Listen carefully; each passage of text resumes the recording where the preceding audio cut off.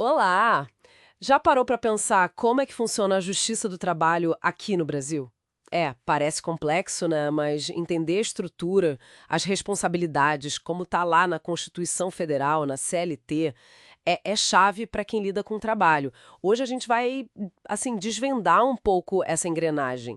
Exato. É fundamental ter essa visão, né? Vamos dar uma olhada nos níveis, desde o topo até a base, e o que cada um faz, sempre com base na lei. A ideia é clarear mesmo como esse ramo do judiciário opera. Ótimo. Então, vamos começar essa análise. Para a gente se situar, quais são os órgãos que formam a Justiça do Trabalho? Bom, a Constituição Federal, lá no artigo 111, ela é bem clara. São basicamente três níveis. O Tribunal Superior do Trabalho, o TST, que fica lá em cima, O topo da pirâmide. isso. Aí temos os Tribunais Regionais do Trabalho, os TRTs, como um nível intermediário. E na base, os juízes do trabalho, atuando nas varas do trabalho. É essa a hierarquia principal. E teve uma mudança importante na base? Não teve? Antigamente a gente ouvia falar das juntas de conciliação e julgamento. Sim, sim, isso foi uma mudança grande. Veio com a Emenda Constitucional 24, lá de 99. Essa emenda extinguiu a representação classista, sabe?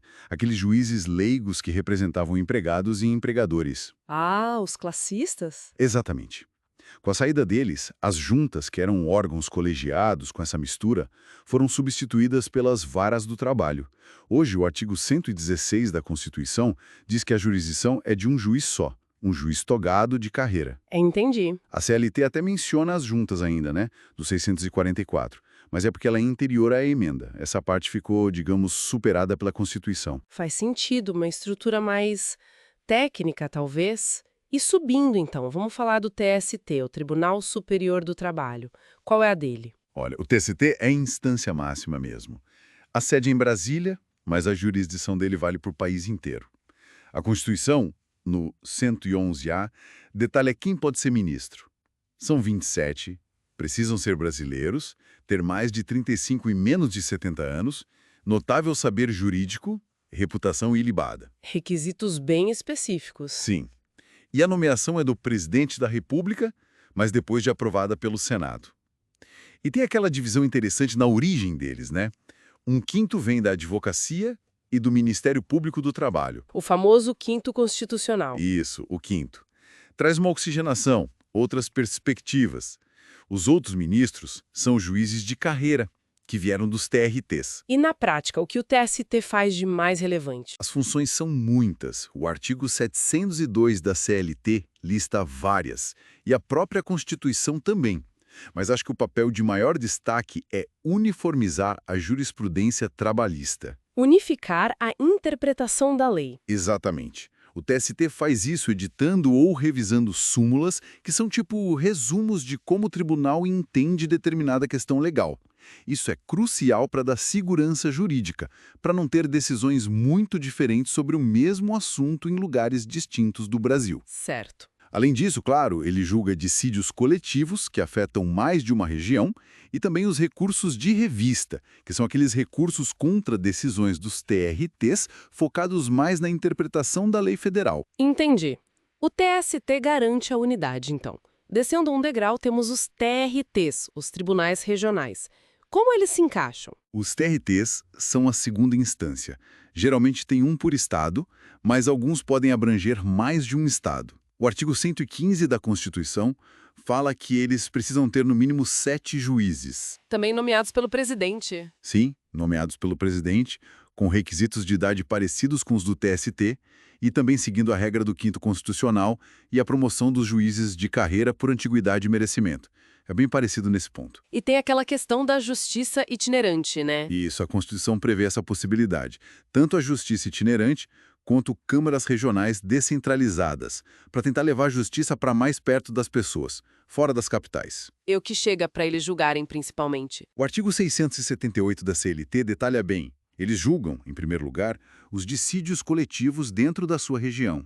Também julgam ações como mandados de segurança contra atos de juízes do trabalho da sua jurisdição. E, claro, o mais comum talvez, os recursos ordinários contra as sentenças das varas do trabalho. A segunda análise do caso, digamos assim. Exato. E por fim, na base de tudo, as varas do trabalho. A porta de entrada. Isso mesmo, onde o processo começa. Como a gente falou, lá a jurisdição é de um juiz singular, conforme o artigo 116 da Constituição. Mas tem um detalhe importante. Qual? O artigo 112 da Constituição e o 669 da CLT prevêem uma coisa. Nas comarcas onde não tem vara do trabalho instalada, a lei pode dar a competência trabalhista para os juízes de direito, da Justiça Estadual. Ah, interessante. Para garantir o acesso, né? Exatamente, é uma forma de garantir que mesmo em cidades menores, onde não se justifica ter uma vara do trabalho exclusiva, as pessoas possam buscar seus direitos trabalhistas. E o recurso dessa decisão do juiz estadual vai direto para o TRT da região. Muito bom. Com essa estrutura toda na cabeça, vamos falar da competência geral. O que, afinal, a Justiça do Trabalho julga? Qual o tipo de briga que vai parar lá? Olha, aqui o artigo 114 da Constituição é a referência principal, ainda mais depois da emenda 45, que ampliou bastante o que eles podem julgar. A competência é bem ampla. Mais do que só empresa com carteira assinada. Muito mais. O texto fala em ações oriundas da relação de trabalho. Esse conceito é mais largo, pega autônomos, outras formas de trabalho. Inclui também conflitos envolvendo poder público, discussões sobre direito de greve, representação sindical. Nossa, bastante coisa. Sim. E também mandado de segurança, habeas corpus, habeas data, quando o assunto é trabalhista. Ações de indenização por dano moral ou patrimonial que nasceram ali na relação de trabalho. E até executar as contribuições sociais devidas a partir das sentenças que eles dão. E tem um finalzinho lá que parece abrir ainda mais, né? Tem, sim. O inciso 9 fala em outras controvérsias decorrentes da relação de trabalho, na forma da lei. É um tipo de porta aberta para futuras situações, novas formas de conflito que possam surgir com a evolução do mundo do trabalho. É uma abrangência enorme mesmo, cobre quase tudo que envolve trabalho. Sem dúvida. Entender essa organização em 3 níveis, TST, TRTs, juízes e varas, e essa competência vasta, definida lá no artigo 114, é essencial para navegar nesse universo trabalhista no Brasil. Fica a reflexão, então. Com o mundo do trabalho mudando tão rápido, né? Novas tecnologias, trabalho por aplicativo, como será que os tribunais vão usar essa porta aberta do artigo 114 para lidar com os conflitos que estão surgindo dessas novas realidades? É algo para a gente observar. Com certeza. Esperamos que essa nossa conversa tenha ajudado a clarear um pouco como a Justiça do Trabalho se organiza.